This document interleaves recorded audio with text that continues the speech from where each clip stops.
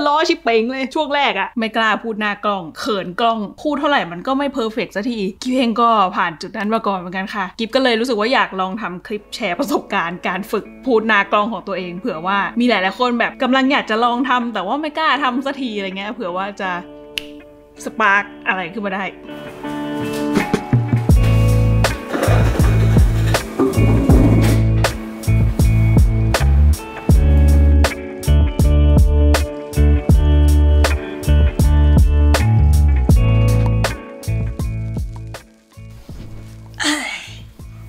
ครั้งที่ต้องออกคลิปอะเหมือนกิ๊บต้องพยายามแบบ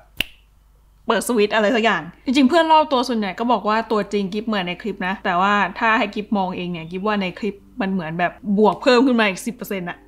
ต้องแบบเปิดสวิตช์ความสดใสกิ๊บว่าถ้าใครดูคลิปกิ๊บแรกๆเนี่ยน่าจะรู้สึกได้แหละว่ากิ๊บไม่ใช่คนที่แบบว่าจะมาพูดเก่งหน้ากล้องได้โดยพูดน้อยพูดไม่เก่งเอาง่ายๆกิ๊บเนี่ยเป็น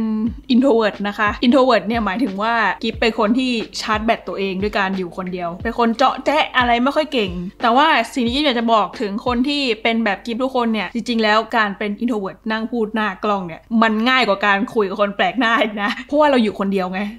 คือเราแบบเราเป็นตัวเองที่สุดเวลาเราอยู่คนเดียวถูกปะมันอาจจะเขินกล้องช่วงแรกๆอันนี้เป็นเรื่องธรรมชาติกิ๊บเลยมีวิธีที่กิ๊บใช้ฝึกตัวเองแล้วมันเวิร์กมาแชร์ทุกคนฟังกันข้อแรกทำใจไว้เลยว่าคลิปแรกมันจะพัง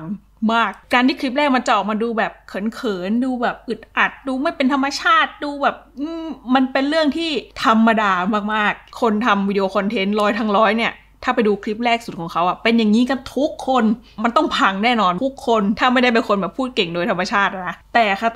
จุดที่ทำแล้วมันแตกต่างแล้วทำให้คนคนหนึ่งสามารถทำต่อมาได้เรื่อยๆเนี่ยคือเขาดื้อค่ะเขาดื้อทำต่อแม้ว่าคลิปแรกมันจะพังมากแล้วมันก็จะง่ายขึ้นตามธรรมชาติเลยในฐานะที่กิ๊บเองก็เริ่มมาจากศูนย์เหมือนกันกิ๊บบอกได้เลยว่ามันไม่มีทางลัดมันต้องพูดบ่อยๆข้อที่2ค่ะจำคัดช่วยได้เราไม่จำเป็นจะต้องพูดทุกอย่างเป็นโมโนโลกต่อเนื่องยาวนานเราสามารถแบ่งท่อนพูดเป็นทีละประโยคได้แล้วเราก็เอามาคัดชนกันคลิปแรกๆเราอาจจะต้องจำคัดเยอะหน่อยเพราะว่าเรายังพูดไม่คล่องใช่ไหมแต่ว่าพอเราต้องมานั่งตัดต่อสิ่งที่ตัวเองพูดบ่อยๆเนี่ยเราก็จะเริ่มรู้แล้วว่าถ้าเราจะพูดเราต้องเว้นวรรคแบบนี้นะเราต้องเว้นประโยคประมาณนี้นะเว้นจังหวะหายใจประมาณนี้นะเพื่อให้มันจำคัดได้ง่ายขึ้นแล้วมันไม่สะดุดจนเกินไปที่สำคัญคือเราจะพูดกี่ร้อยกี่พันเทคก็ไม่มีใครรู้ค่ะจะนั่งพูดทั้งวันยังได้เลยคลิปแรกที่กิ๊บถ่ายเนี่ยกิ๊บนั่งพูดทั้งวันอะพูดวนๆมาอยู่หน้ากล้องเนี่ยทุกวันนี้ก็ยังเป็นนะทุกวันนี้กิ๊บก็ยังเป็นค่ะกิ๊บยังไม่สามารถพูดเทคเดียวผ่านได้ก็ยังต้องพูดใหม่หลายๆรอบอยู่เหมือนกันข้อที่3ก็คือพยายามหา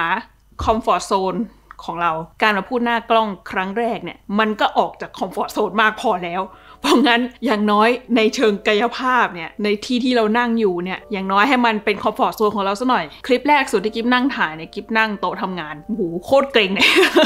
แต่พอคลิปที่2กิ๊บลองนั่งโซฟาดูกลายเป็นว่าเหมือนบุคลิกอะไรต่ออะไรมันดูผ่อนคลายขึ้นเพราะว่าพอร่างกายเราผ่อนคลายแล้วเนี่ยจิตใจเราจะผ่อนคลายตามนะพักขายของสักครู่นะคะคลิปนี้ได้รับการสนับสนุนโดยโคเซ่เฟอร์นิเจอร์นะคะซึ่งก็คือไอ้เจ้าเบาะที่กิ๊บนั่งอยู่นี่แหละมันไม่ใช่บีนแบ็กสัมผัสก็ไม่เหมือนบีนแบ็กแต่มันเรียกว่าคลาวด์คุชชั่นเป็นโซฟาทรงหยดน้ำที่แบบเวลาทิ้งตัวลงไปมันจะค่อยๆยุบแบบนุ่มๆแบบไม่แฟบไม่แบนฟูนุ่มสบายสุดๆกิ๊บไม่รู้ว่าทุกคนจะนึกความรู้สึกออกปะนะถ้านึกไม่ออกตอนนี้โคเซ่เฟอร์นิเจอร์เขามีแคมเปญให้ลองเอาไอ้ตัวเนี้ยไปลองเล่นที่บ้านได้30 วันเอาไปกลิ้งเอาไปนอนเอาไปอะไรได้ตามสบายเลยว่าถูกใจหรือเปล่าใครอยากลองของจริงสามารถไปลองได้ที่โชว์รูมที่สยาม Discovery แล้วก็ที่เคนคูนนะคะยังไงเดี๋ยวกิ๊บแปะลิงก์ไว้ให้ในคอมเมนต์นะคะเผื่อว่าใครสนใจช่วยกันทำมาหากินเนาะข้อที่4เขียนสคริปต์ค่ะบางคนสบายใจกับการมีสคริปต์บางคนรู้สึกว่าด้นสดแล้วเป็นธรรมชาติกว่าอันนี้แล้วแต่คนเลยค่ะอย่างกิ๊บเนี่ยเป็นคนชอบเขียนสคริปต์ก่อนเขียนละเอียดมากเขียนละเอียดกว่าตอนพูดจริงๆเลยเวลาพูดหน้ากล้องอย่างเงี้ยสมองมันแบงค์มากเลยนะ นี่ทุกวันนี้กิ๊บก็ยังมีคอมวางสคริปต์อยู่ตรงหน้า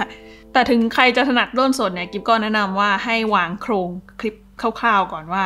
จะพูดอะไรบ้าง1 2 3อะไรเงี้ยคลิปมันจะได้ดูมีสตรัคเจอร์มีโครงสร้างที่ดูแล้วคนดูเข้าใจง่ายข้อที่5คนดูเขาไม่ได้คาดหวังความเพอร์เฟกต์จากเรากิ๊บว่าส่วนหนึ่งที่วงการคอนเทนต์ครีเอเตอร์มันเติบโตมาได้ขนาดนี้เนี่ยมันเป็นเพราะว่า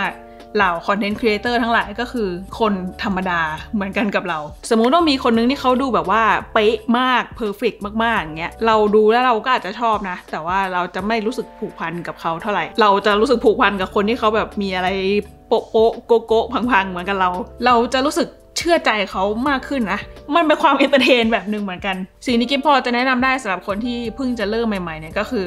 ถ้าเกิดว่าเราเขินกล้องถ้าเราประหม่าอะไรก็แล้วแต่เนี่ยไม่ต้องพยายามซ่อนมันค่ะ1คือเราเองก็จะรู้สึกผ่อนคลายขึ้นเพราะว่าเราไม่ต้องพยายามแบบนิ่งตลอดเวลา2คือในฐานะคนดูเนี่ยเวลาที่เราเห็นว่าคนคนนึงเขาพยายามทำอะไรสักอย่างที่มันดูยากสำหรับเขาแต่เขาก็ยังพยายามอะเราจะรู้สึกว่าเราอยากช่วยเชียร์เขาอะอยากให้เขาแบบแบบสู้ๆนะแบบเราเป็นกำลังใจให้อะไรเงี้ยข้อที่6ไม่ต้องไปใส่ใจเพื่อนๆที่มาล้อเราค่ะ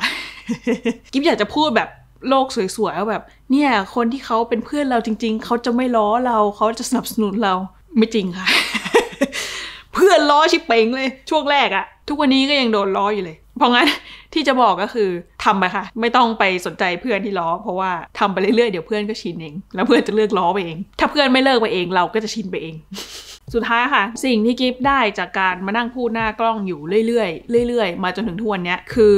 เมื่อก่อนเนี้ยกิ๊บเป็นคนที่คนอื่นจะไม่ค่อยกล้าคุยด้วยเพราะว่าหน้าดุและกิ๊บเองก็เป็นคนมีกำแพงค่อนข้างสูงแต่ว่าพอได้มาอยู่หน้ากล้องอย่างเงี้ยนานๆเข้าอ่ะเหมือนกำแพงนั้นมันหายไปอ่ะคนอื่นได้เห็นมากขึ้นว่าจริงๆแล้วกิ๊บเป็นคนยังไงซึ่งกิ๊บว่ามาแล้วพอกิ๊บอัพคลิปออกไปอย่างเงี้ยมันเลยเหมือนมันช่วยดึงดูดคนที่เข้ากับกิ๊บได้เข้ามาในชีวิตมากขึ้นเยอะมากๆกิ๊บมีเพื่อนใหม่เยอะมากๆแล้วเป็นเพื่อนใหม่ที่แบบเข้ากันได้โดยที่ไม่ต้องพยายามมากแล้วในภาพรวมเนี่ยกลายเป็นว่ากิ๊บพูดในชีวิตจริงได้เก่งขึ้นเป็นคนที่มั่นใจในตัวเองมากขึ้นแบบมากขึ้นมากๆเลยกิ๊บไม่รู้จะอธิบายยังไงทุกคนเข้าใจนะแต่แบบชีวิตกิ๊บเปลี่ยนไปเลยอะจากแบบเป็นคนขี้อายพูดอะไรแบบอ้อมแอมเสียงเบาไม่ค่อยมั่นใจในความคิดเห็นของตัวเองมันเปลี่ยนไปเลยอะก็ต้องขอบคุณทุกคนด้วยที่มานั่งฟังกิ๊บพูดคือการที่ทุกคนมานั่งดูกิ๊บพูดหน้ากล้องเนี่ย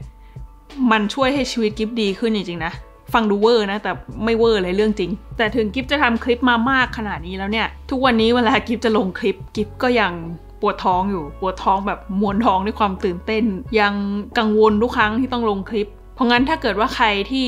อยากลองแต่ยังกังวลอยู่ลองค่ะถ้าในใจลึกๆมันรู้สึกแบบอยากลองอยากจะลองมาตั้งนานแล้วมันไม่ได้ลองสักทีเนี่ยต้องลองนั่นแหละขอบคุณโคเซ่เฟอร์นิเจอร์นะคะที่สนับสนุนคลิปนี้ใครอยากลองเอาเจ้าก้อนนี้ไปนอนเล่นที่บ้านก็ไปตามดูกันได้วันนี้มีเรื่องมาเล่าให้ฟังเท่านี้ค่ะเดี๋ยวไว้เจอกันคลิปหน้าไปและจ้าทุกคนบ๊ายบาย